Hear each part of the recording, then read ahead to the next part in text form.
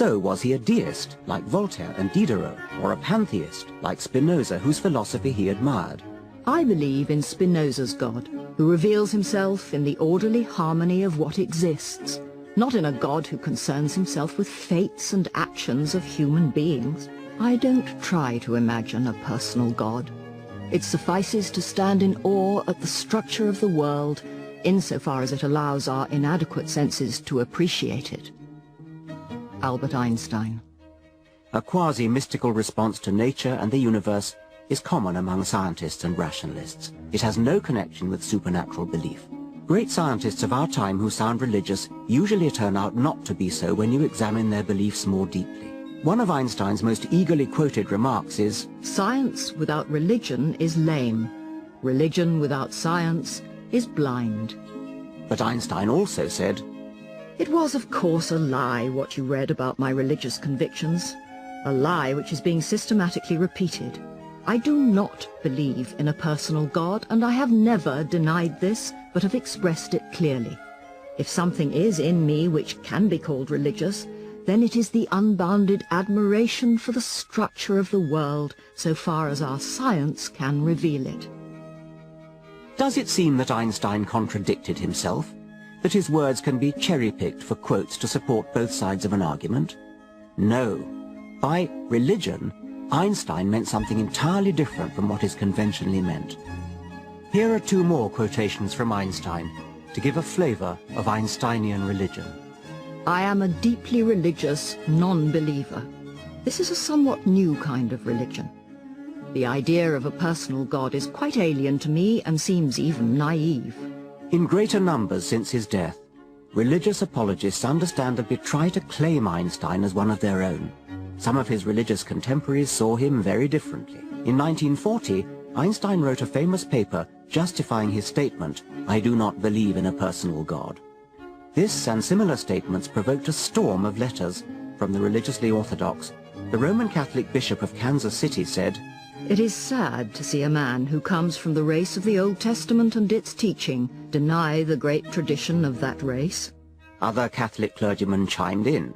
"There is no other God but a personal God. Einstein does not know what he's talking about. He's all wrong.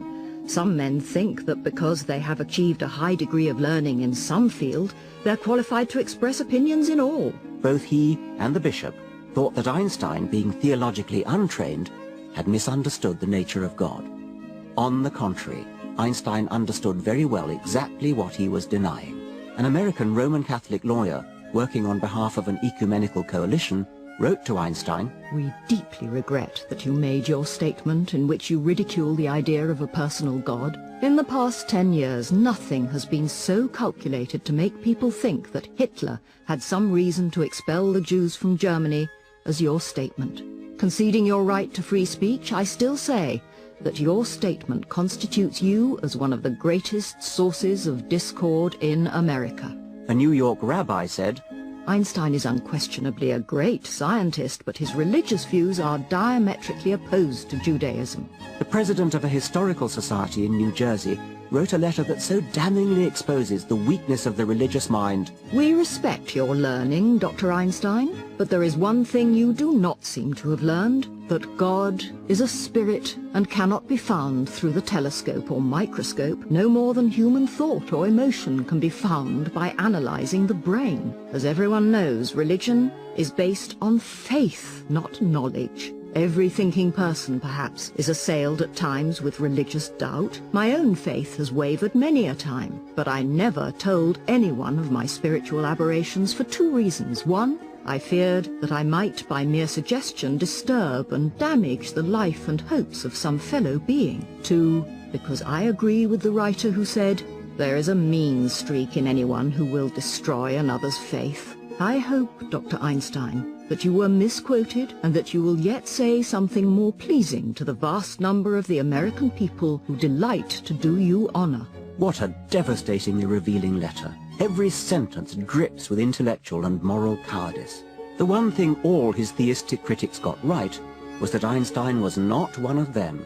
He was repeatedly indignant at the suggestion that he was a theist. There is every reason to think that famous Einsteinisms like "God is subtle but he is not malicious," or "he does not play dice," or did God have a choice in creating the universe, are pantheistic, not deistic, and certainly not theistic.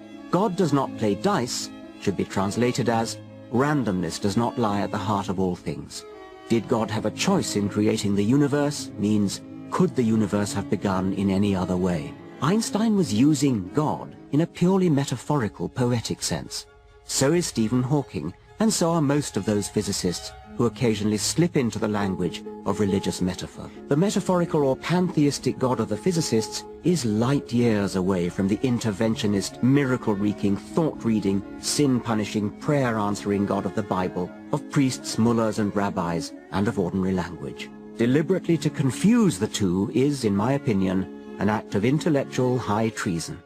Much unfortunate confusion is caused by failure to distinguish what can be called Einsteinian religion from supernatural religion.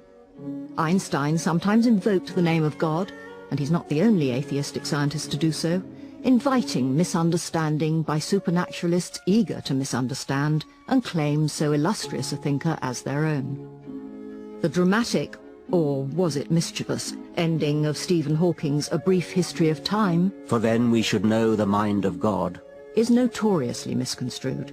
It has led people to believe, mistakenly of course, that Hawking is a religious man.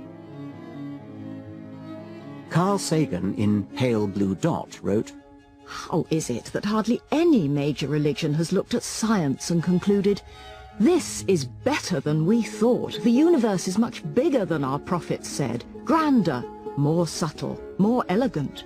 Instead they say, no, no, no, my God is a little God, and I want him to stay that way. A religion, old or new, that stressed the magnificence of the universe as revealed by modern science, might be able to draw forth reserves of reverence and awe hardly tapped by the conventional faiths. I hear myself often described as a deeply religious man. An American student wrote to me that she had asked her professor whether he had a view about me. Sure, He replied, he's positive science is incompatible with religion, but he waxes ecstatic about nature and the universe. To me, that is religion. but is religion the right word? I don't think so.